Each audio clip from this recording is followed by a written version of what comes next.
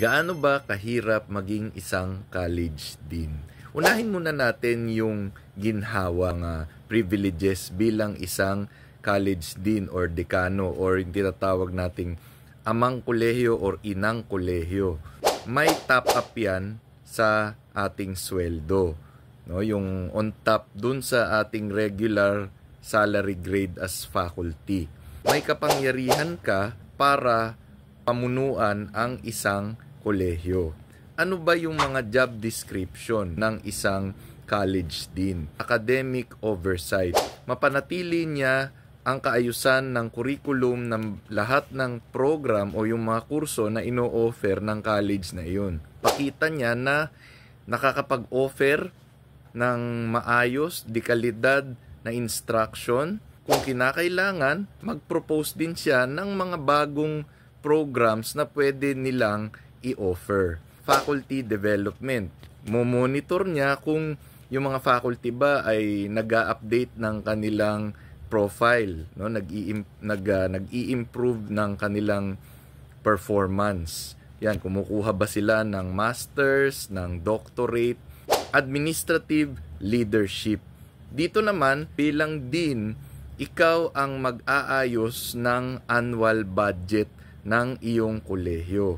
Ano ba yung mga kailangan?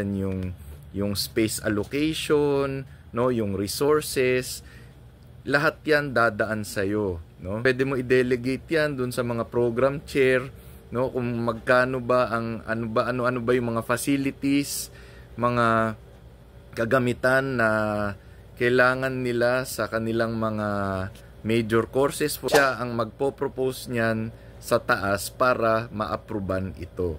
Bilang amang kolehiyo, kailangan mong i-represent ang college sa mga convention, sa mga events, kaya kailangan handa kang mag-deliver ng speech sa bawat tema ng mga programs. Student focus.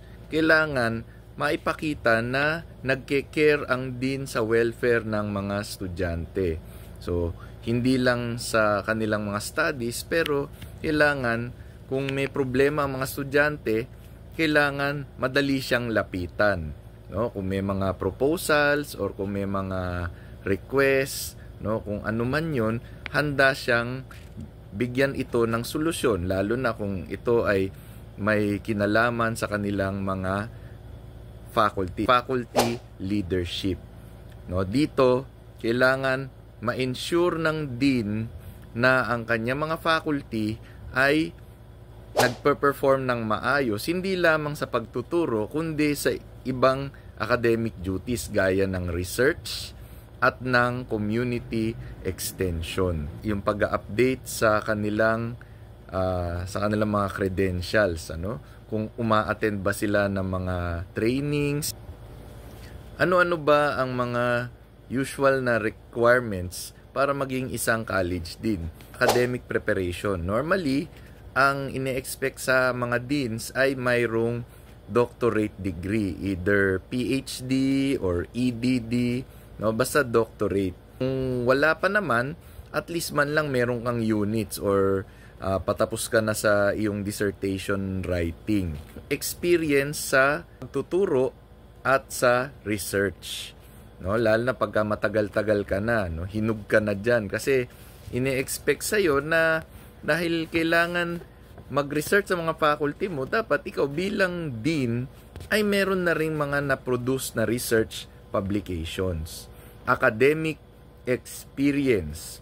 Ang mga candidates dito sa isang kolehiyo ay yung mga naging department chair or program chair na experience sa pagbibigay o pagdidistribute ng teaching load sa mga faculty members. At kaya niyang i-handle lahat ng ugali ng kanyang mga kasamahan. Professional development. Ini-expect sa atin dito na tayo ay member din ng mga professional organizations tungkol sa ating program or ating field of specialization. Halimbawa, English, history, no, o political science, o kahit anong organization na kung saan maaari tayong makabuo ng linkages. Kasi mahalaga din ang mga linkages upang matulungan ang ating mga estudyante makahanap halimbawa ng mga pag-OJT-han or pagtatrabahuan later on after nilang mag-graduate. No, malaki din ang role ng dean diyan. Kung o-offeran ka maging dean, ano ang mga dapat mo isaalang-alang? Siyempre, una, oras. Magpapamiting ka sa mga faculty. No, hindi lang estudyante ang haharapin mo, kundi mga kasamahan mo at pati mga ibang staff o ibang mga empleyado ng university kung meron kayong i-request. May meeting din, magpapamiting din ang inyong Vice President for Academics halimbawa. So, isang once a month yan. So, i-schedule mo na yan. Magpapamiting ka rin sa mga program chairs mo or sa faculty.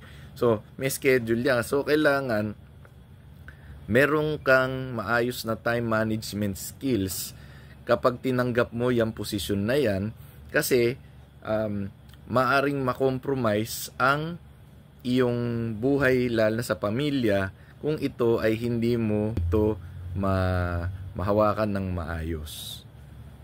Yun lang po. Maraming salamat.